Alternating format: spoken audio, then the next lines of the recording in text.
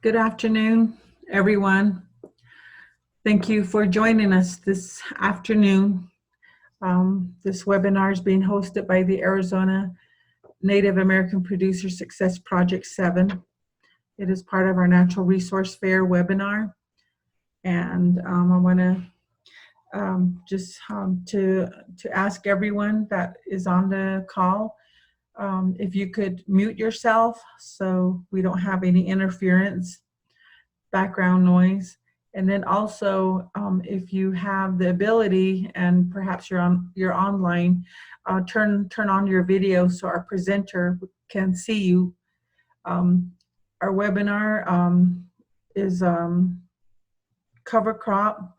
But before I begin before I give the presentation to Bryan, I would like to give a brief overview of the Arizona NAP 7 objectives.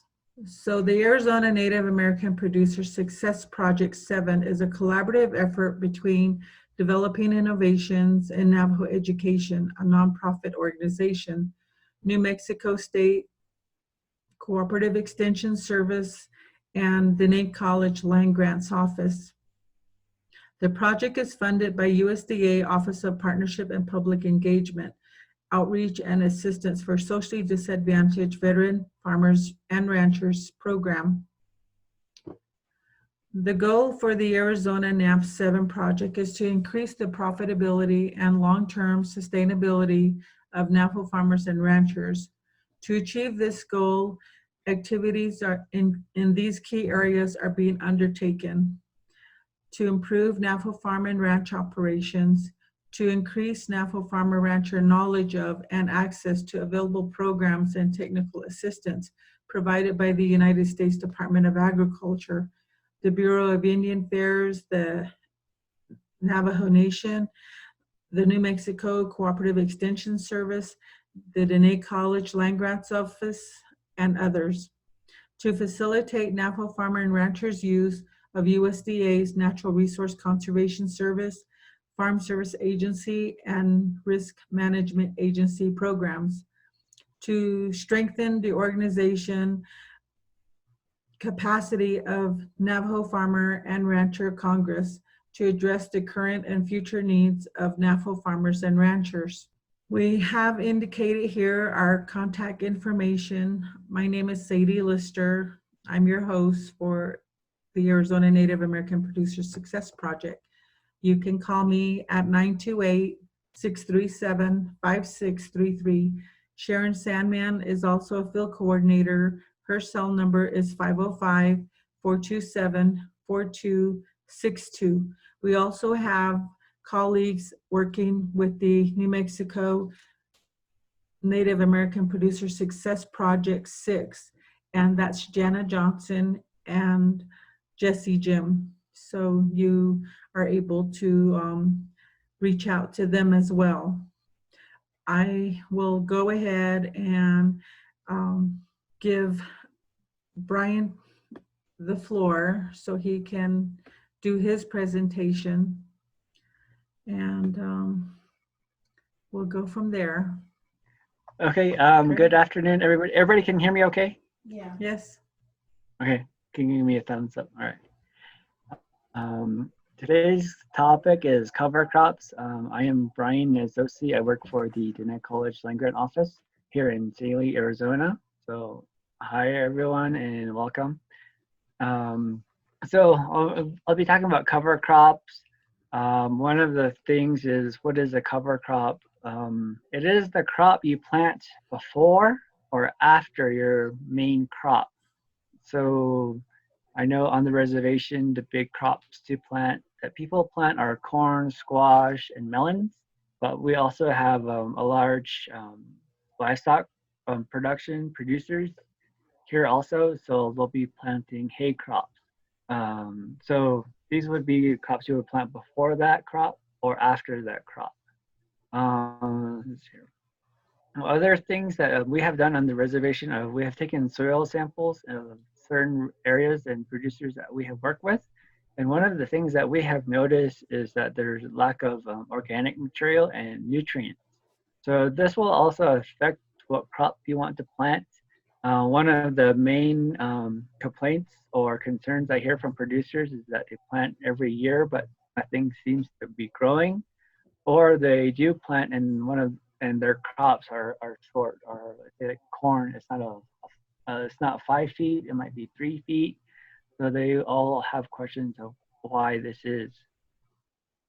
So we're always gonna go back to this question. Anybody who works in extension service or provides outreach is, what is your goal, you as a producer?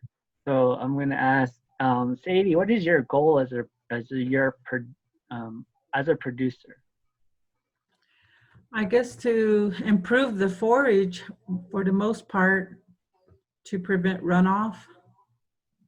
Okay. So have you ever gotten a soil test done on your field? Okay, on the field itself, no, but we're in a sandy, loamy area, and Mm-hmm. we plant. I think in the last 3 years, due to the drought, because we do dry land farming, we don't have any water source nearby. We've Okay. had to not even farm. So, but years prior, because of the rain, we would plant maybe right about the first week of June. So when monsoon came in, it was perfect timing. So we didn't have to worry about watering.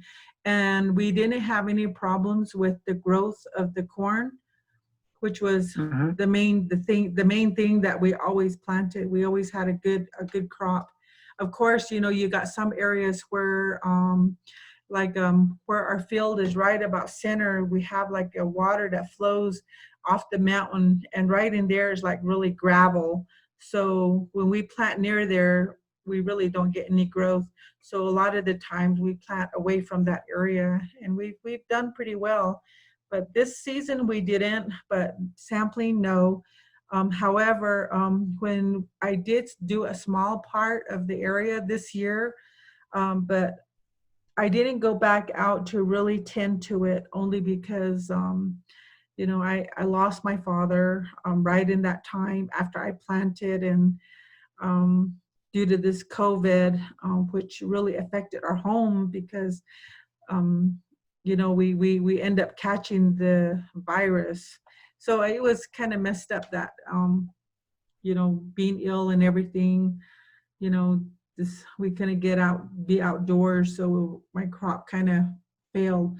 But before that happened, I did notice, that in the soil, because we've been like throwing stuff in the area, like the manure. I noticed one place where we planted squash.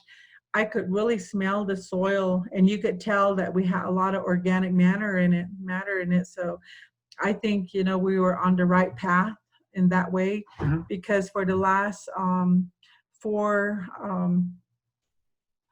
four harvests of our corn, prior to the last 3 years, before we used to pull out all the stalk. This time we just would lay them down and just chop it on the top part and leave the branches like maybe about 3 inches or 4 inches sticking out. And then we only Yeah. take the top part and bundle them up so we could use that for our sheep later. But I think that really made a difference, letting that decompose. So I think that Mm-hmm. was a good thing.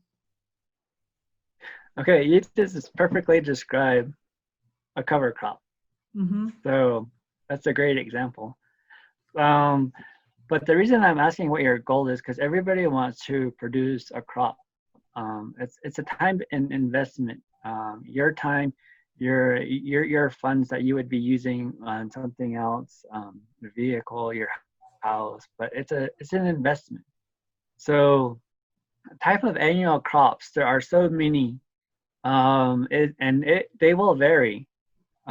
For just a quick two different types, there are annual crops and there are perennial crops. I'm gonna go talk about the annual crops first. That's gonna be more like your oats, your barley, your wheat, your triticale, your sorghum. So you're gonna plant these at some point, but they also can be your main crop that you're going to harvest. You're gonna plant it, you're going to irrigate it, you're going to harvest it, and then you're going to sell it, or you might keep it for livestock production for supplemental feed. And the same thing would still apply for the perennial crops. Even though I have alfalfa here as an example as a perennial crop and orchard grass as well, but there's different varieties. There's clovers, there's um, perennial seeds, native seeds. So there's a number of them. But then also I'm going to briefly talk about cool season crops, warm season crops, and this is going to affect or you're going to plan accordingly.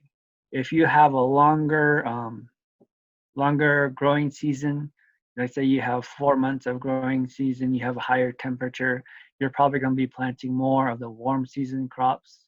You can offset that by when it starts to get colder, right about now, and just before October, you can plant cool season crops. You'll see those growing, or you can start early in the spring.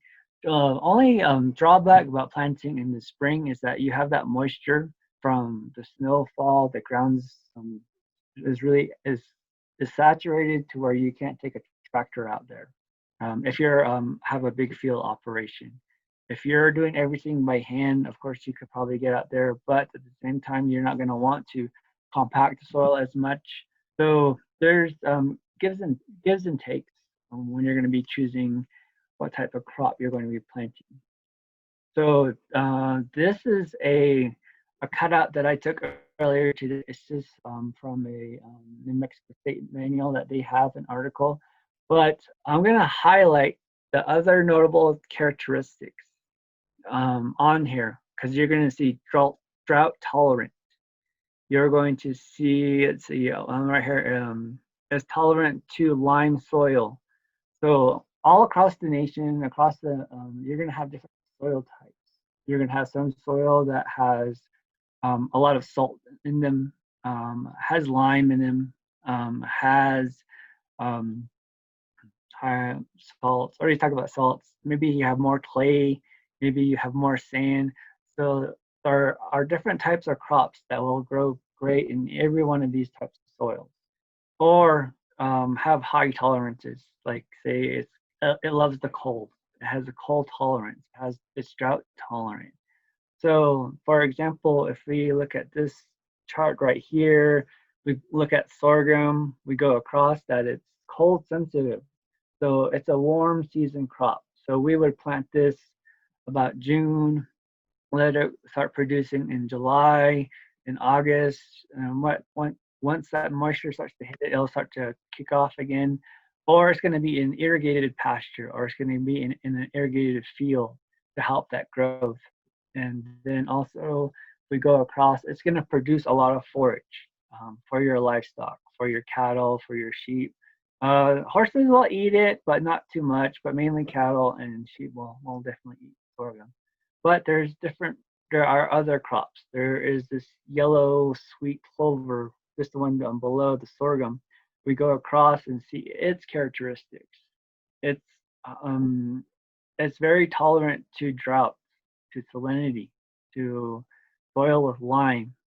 So let's see, it doesn't like the shade, so it's intolerant to shade. So we cannot plant this type of crop in an area where, like say you have trees bordering your field, or you have a nice mountain that shades you from the strong winds, but it casts a large shade on your field.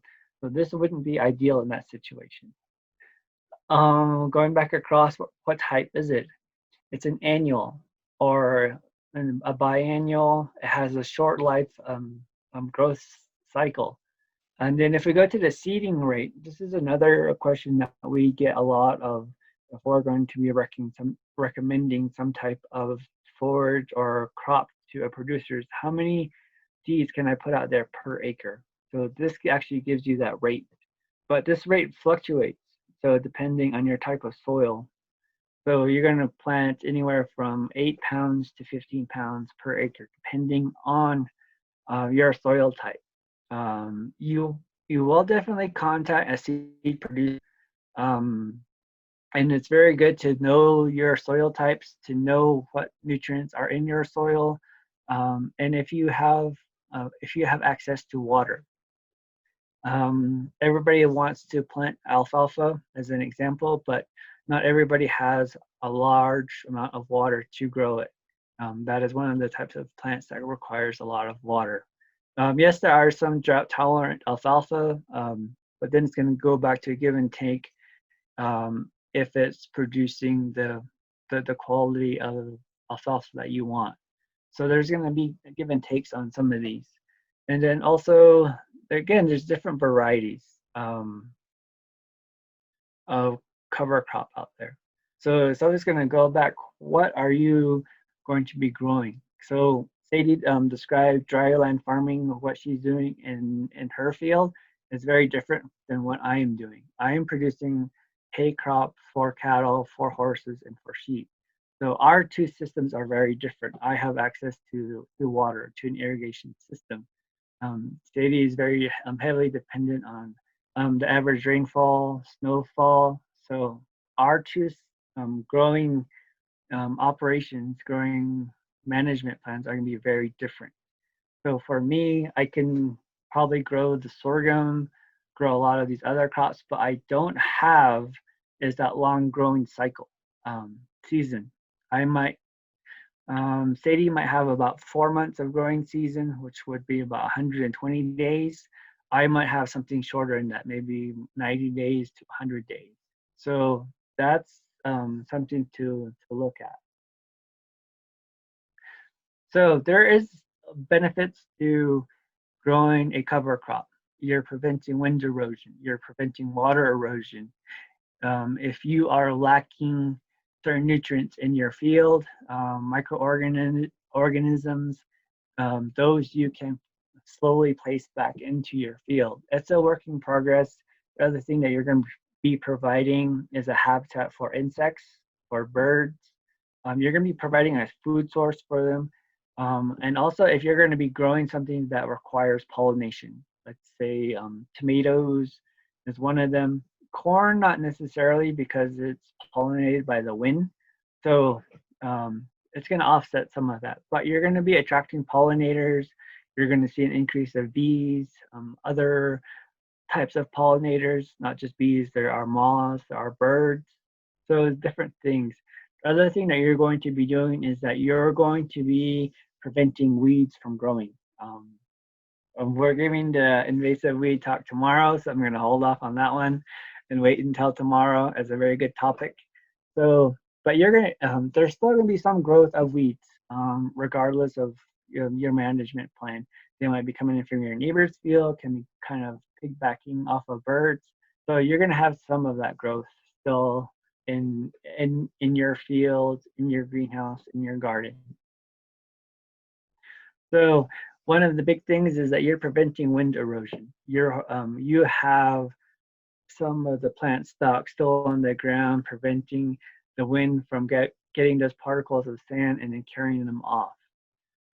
Or you're preventing water erosion. You're keeping that soil there. You're preventing it from being taken from your field, going down to a wash and being deposited somewhere else. So that's one of the things that you're preventing. And this also would go into your conservation plan as well. You're going to say that if you get a strong wind from the north end of your field, you might be planting some type of trees. You might be planting a tall type of grass that's perennial. Or you're going to be, if you're preventing water erosion, you're going to say that, okay, we're going to start doing brush structures or rock gabions, different types of methods to prevent that water from eroding your soil. So this is another great chart that I like. It gives you the months. So it's January. Not sure if you guys can see the cursor, but I'm going across the months. It's January, February, March, April, all the way across. So these are the growing seasons roughly for the state of New Mexico. But I like it because you're getting a variety of different crops on the side. but then when they're going to be peaking, when to plant, when they're going to be peaking, when it would be starting to go dormant or start to die off. So I like this chart for that reason, because visually I can show producers, okay, if we were to plant big blue stem, that would be in May. That's a great time. Not a whole lot of moisture in the ground. It's enough to get your equipment out there, your tractor, your hay planter, um, plant your field, and then you can start irrigating in June and July. And then you're going to see big blue stem is a grass, so you're going to see some growth, not a whole lot of growth, not until the second year. It usually takes 2 years to see your first hay production. If you're very lucky, if you have the nutrients, microorganisms in the ground, then you're going to probably get one hay crop, let's say, in your first year. So it's going to depend. But then if you plant your orchard grass, let's say the prior year before, you're going to start to see it grow. You're going to harvest it up until June and July, the hottest times of the month. So visually, we can see that there. If we look at alfalfa, you're pretty much going to get a growth starting in April, and you probably won't stop until July or August, thereabouts. They generally refer to them as cuts. So when you start irrigating your fields, you'll let the ground dry, and you go in with equipment and have it harvested, have it compacted and hauled off, and then you're going to repeat again. And those can be, and the same method can be applied for if you're going to be planting annual crops as well. So obviously we cannot grow corn fast enough.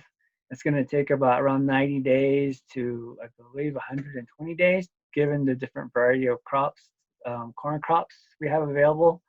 So, but you can incorporate maybe growing some grasses alongside of it to prevent weeds from growing. I know that's one of the big things, is that people don't like seeing weeds, buying weeds growing alongside their crops as well, because you're pretty much going to be watering them. You're going to have them start growing alongside your corn, your squash. I wouldn't say really squash or your melons because of that shading effect, but you will get some. If you're in a range, you're using a type of range, you're letting it rest, or you're going to be planting, you're going to be broadcasting some different types of seeds out there. You want to see the response rate. You're going to see if, the difference between rotational grazing, rotational crops, and you can include that into your plan. Example, I'm going to go back one slide. So if we were going to be planting oats in the summer, let's say we're going to plant orchard grass along with it, but the orchard grass is a perennial, so it's going to slowly take over that field. Or we're going to plant several annuals alongside this particular grass. It's not just going to be one, it's going to be a variety. So the other thing about planting a cover crop is that at the end of it, if it's palatable for livestock, if they can consume it, cows, horses, sheep, horses, and then you can harvest it and then store for silage or for feeding. So that would be also the other benefit. The other thing too is that you're going to be creating a habitat. Let's say that you're starting a garden. You have a variety of crops out there that require pollination. Strawberries, berries, squashes, tomatoes, other types of crops. And you're going to need to plant some flowers to attract these pollinators to your field, but also to your other crops that need that pollination. Because if you try and do this by hand, and let's say you have 20 acres of tomatoes, you're not going to do it. You need some help. Bees are good pollinators for tomatoes, but if you have other crops, if you have a bigger field that require, even let's say alfalfa does require pollination, and insects are a perfect way of doing that. Also birds. So you can start a small flower bin, flowering pot in your garden or by your greenhouse, in your fields as well. So you can all have all of these pollinators come and pollinate your field. One of the several advantages of planting a cover crop, or sorry, disadvantages of planting a cover crop. If you're if you already have an irrigated pasture or even a field, um, you're going to be adding a cost factor to that. You're going to be buying a different type of seed. Um, if you're late in the season and when you want to include this program, putting in a cover crop, you might be out of luck saying that they don't have any more of the seed that you want to plant. It's not impossible, but it has happened before. Limited stock, seed stock, but then also the factors of cost. Buying the seed, if you do not own your own equipment, your tractor, your seed planter, right offhand, then you're going to be paying somebody to do that for you. Also, you're going to, if you're buying water, if you have to haul water for this project, you're going to be adding that cost factor to it in your time and your fuel costs going to get the water. But then also, if you have a large acreage, you're going to maybe towards the end of the season, you're going to be harvesting that feed, that cover crop, and then also water, the availability of water. A lot of organizations, I'd say, in the area of Wheatfield and Saley, we have a water users association. They work with a nation, and then they open and release. They will release the water, irrigation water, at certain times. It might be 3 months, but at that time, then they'll shut off the water. So if you do not have access to the water, you put in, let's say, this cover crop, and it just doesn't rain like our current situation, and then your crop might not grow if we don't get any moisture coming in form of rain or form of snow. Okay, guys, you guys have any questions for me as far as cover crops? I'll open it up to the floor. Bryan, one thought comes to mind Yeah. when listening to all of this. I know that a lot of the people who have access to water, most of the time they have like that mentality of being able to make their money back by all the work that they put into it versus someone dry land farming. um, how much do the farmers or ranchers out there gain by doing the methods that you guys are doing in your area?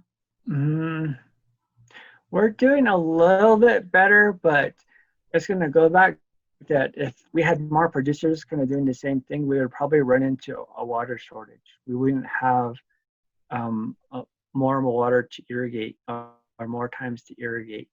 We would probably run into that problem there. A few years back, we did run into that a little bit. We had, let's say, in the lower Wheatfields area, there are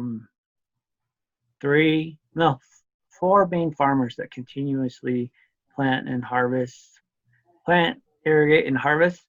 A few years back, there was probably about 8 or 9 or 10. There was a lot more, and that's where we run into scheduling when to irrigate, because there's only a certain amount of water available at one time, and if everybody, okay, let's just take everybody on the call right now.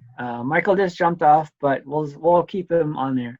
If we all planted at the same time and we all wanted water at exactly the same time, there would not be enough water. There might be only enough water for 3 people to irrigate, is a good example.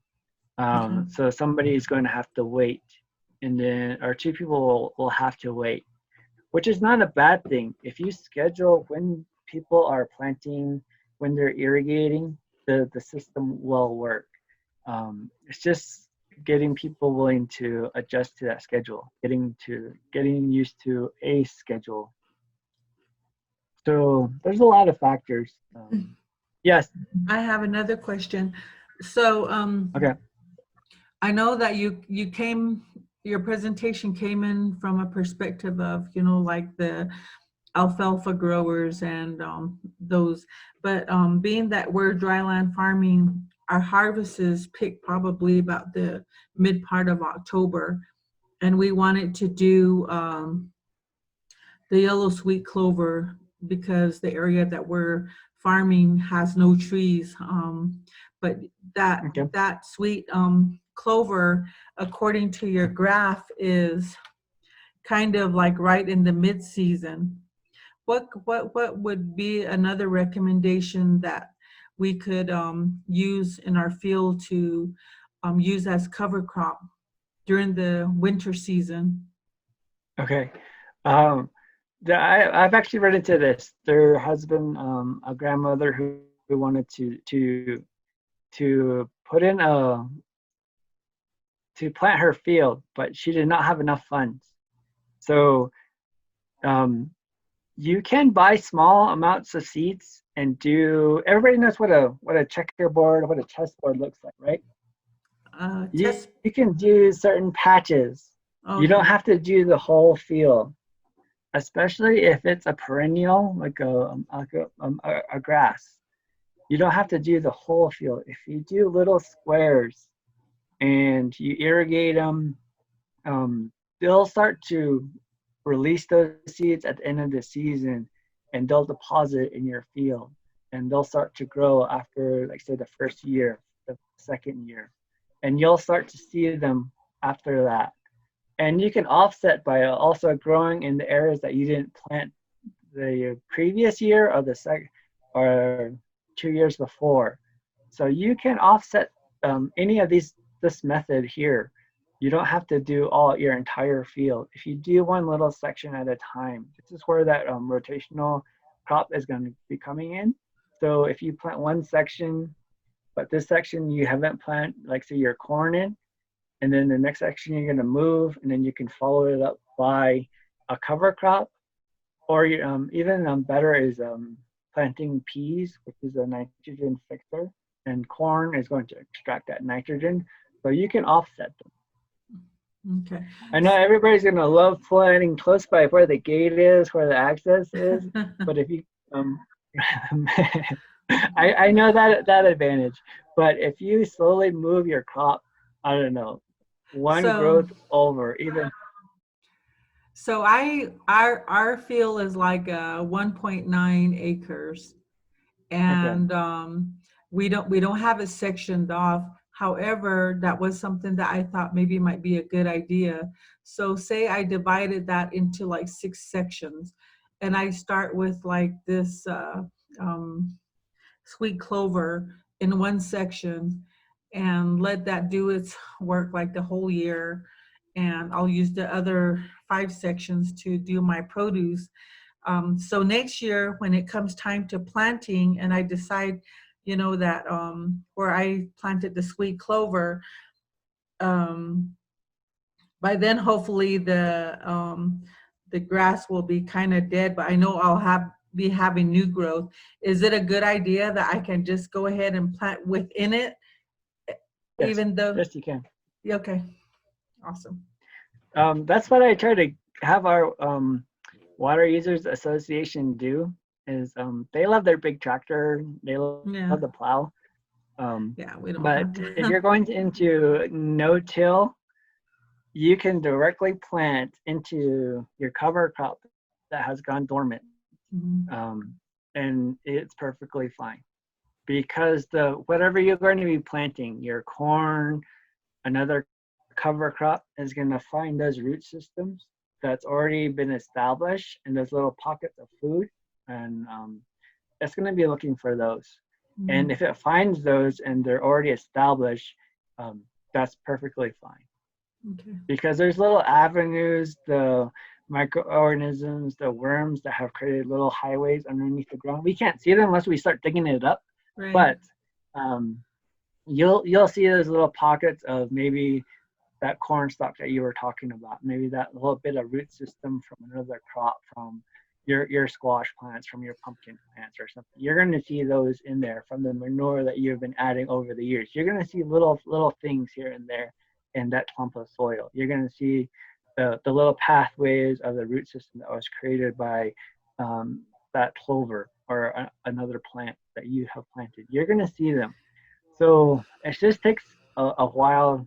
I'm recommending just try on one little section first, plant over it.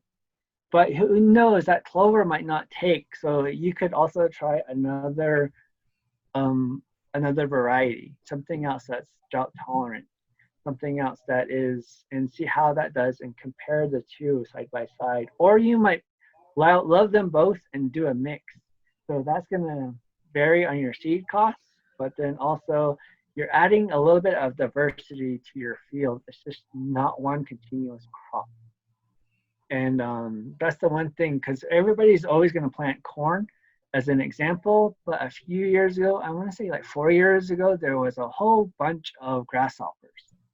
And they were just devouring people's crops left and right. But if we had a variety, if we had a little different types of birds that were there, they probably would have picked through those grasshoppers. There would have been so much diversity there that little things would have it wouldn't have been a big of a problem, the grasshopper problem. So I guess the other question too is, I know that probably these clovers grow close to the ground and not too high. I know there's other plants that have they grow like wheat, that comes up, kind of high if you have good soil. I don't think that I want to go with something like that, because then, and in its season, if it starts to grow, I think you'll have that competition. So that's just a thought. Does anyone have any questions for Bryan? Sadie, to answer your question really quick, if you have something that has like little stands, just like your example of the wheat, that will actually be a benefit to you, because one, you're going to still be holding down the soil from wind and water erosion. If you get moisture, it's going to get caught up in there. At the same time, with, like, say, a clover, there are some clovers that kind of are brush-like. They kind of go out big, and those guys will actually hold a little bit more of the soil down. So there's different pros and cons to different crops. So would you say that if I were to do, like, I know I have oat seeds and I've never planted it, they're just kind of sitting there. You think even like wheat would be good as a kind of planting along the south side of the fence line to grow enough that it's like a windbreak? You can do it that way, but also you can plant, like, say, take a row. Okay. Let's say you have your, I'm not sure how you plant. Is it just corn, or do you offset, like, say, corn, squash? Most of the time it's just corn, and then we'll stop, and then we'll do like squash, and then do another row of corn, which might be blue, because we only have like the white and blue corn. So we plant at intervals on both so that we don't get that mixed pollination. And then we'll do like the melons. Okay, so you can plant, like, say, corn or oat seeds, corn, and then maybe do a little break, and then plant like in between your blue and your white corn, and do another row of the oat seeds. So you have a little bit of things to play with. Okay. It's just going to be a matter of probably planting the oat seeds a little bit before everything starts to grow. The added benefit to that, let's say, is that if you have predators like prairie dogs, chipmunk, other rodents, they can start to eat that first. Okay. That's one thing I really want to try in the lower wheat fields and upper wheat fields and Bailey area, is to plant there's a name for it, but plant a crop for those prairie dogs, for those predators, for those deer. That way they eat that first, and they leave your corn alone, your squash alone, and whatever else you want to grow. But also as a physical barrier, because prairie dogs are night animals. If you start to block that view, you're going to disrupt them, and then hopefully they start to move. Right. One of the big problems here in the Saley wheat fields and lower wheat fields area is that there's not necessarily prairie dogs, like say, in my field. They come from my neighbor's field, which is over there, behind me, in front of me, every which way. So maybe we'd start to grow something, that way they eat that one first. That way we have enough time for the corn to come up, for the squash to come up. So there's going to be a little bit of give and take on that one. Good, thank you. Anyone else? Okay, so thank you, Bryan. That was very good information. Enjoyed that. And tomorrow at the same time, 1:30, we're going to be covering invasive noxious species. So that'll be weeds and pest management, similar, no? Yeah, it'll be similar. I'll go into a little bit of the probably protocols for taking the certification for spring weed herbicides a little bit. I won't go into great detail because the state of Arizona has a pretty good program for that, but I'll touch on it a little bit, at least identify some plants. Okay. I will answer your question on and let you know what a Russian thistle looks like. Yep. So, but all right. Yeah. Sounds great. All right, guys. Well, this concludes our webinar today. We'll put in a video format and get it on Facebook and also YouTube. And then tomorrow, like I said, we're having another workshop, so join us. And we're going to continue with these webinars. So I'm sure that... I'll tell you, got a question. Oh, guys, that's a thank you from Jesse. Okay, yeah, thanks, Jesse, for getting on as well. And yeah, Bryan, thank you. So you guys, we'll see you tomorrow, 1:30. Thank you, Bryan. We'll see you tomorrow. Yeah. Okay, thank you, guys. I'll talk to you guys tomorrow.